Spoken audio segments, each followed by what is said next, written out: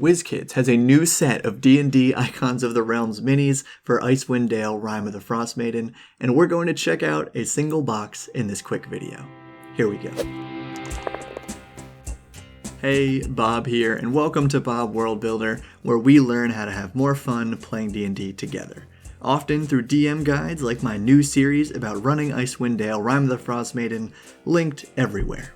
So hit that subscribe button to get your DM guides for this campaign and more every Wednesday, and now let's dive in. So here we are, Icons of the Realms, Icewind Dale, Rime of the Frostmaiden. Collect all 45 figures from Icewind Dale, Rime of the Frostmaiden, latest set of randomly sorted heroes and monsters in our exciting new line of D&D miniatures, Icons of the Realms. So Wiz Kids does this for pretty much every book that comes out from D&D. I will put a link below to one of these boxes through Amazon that you can use to support the channel if you want to pick this up.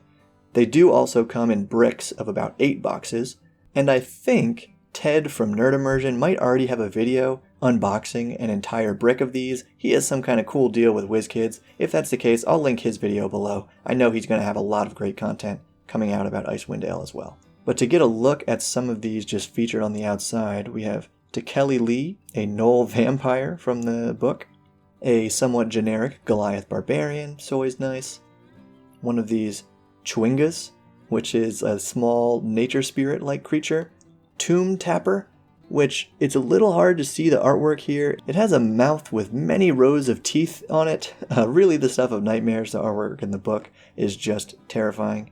We have a Night Hag, a Gnoll Flind Trapper, very specific kind of gnoll, an Abominable Yeti, and a Human Hunter. So yeah, I think some of these creatures are even huge sized as opposed to the normal 1 large, 3 small or medium sized creatures that you would normally get. Anyway, let's dive in. Ooh, that's exciting. This is a little kobold, very red scales. He's got a pickaxe, a backpack almost bigger than him, a kobold mountaineer. So this is great if you have a player character kobold in your party. I actually am pretty impressed by the paint job on this too. Like they got his little eye quite well. Those teeth look okay. Some of them look like they're drifting a little low. Ooh, look at that big shiny knife on his backpack. Yeah, and a lot of detail in the pack as well. Cool. Off to a great start with that guy. I like him. Oh, a little less exciting, but we have a mountain goat. I am actually a fan of getting these very generic, just like wilderness beasts. Although I gotta say, the paint job on this guy, maybe it's just the sculpting too. It's kind of weird, but it's pretty cool.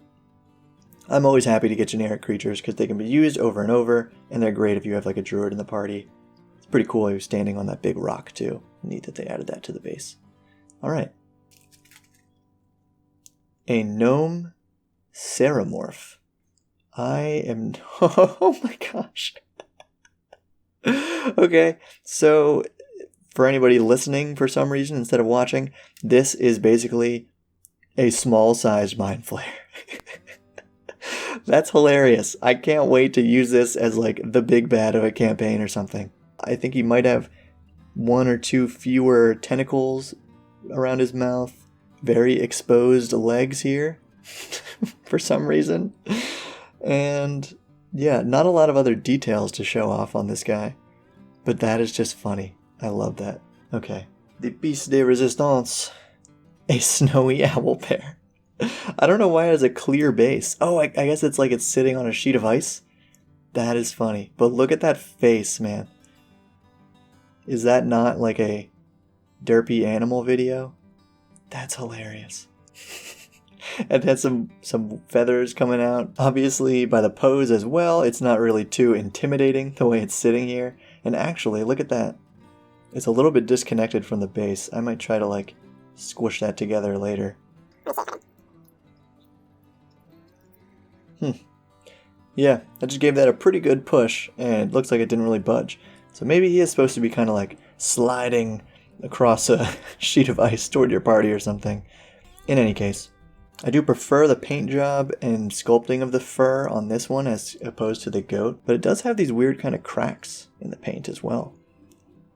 Overall, I gotta say, as much as I'm happy with the contents, I'm not super pleased with the presentation. I've had better results from Icons of the Realms with previous sets. Anyway, if you want to check these out, like I said, there's a link below. And remember to check out my Icewind Dale DM Guide series. I'll also have that linked in the description and just about everywhere else you can find it. Subscribe so you won't miss it.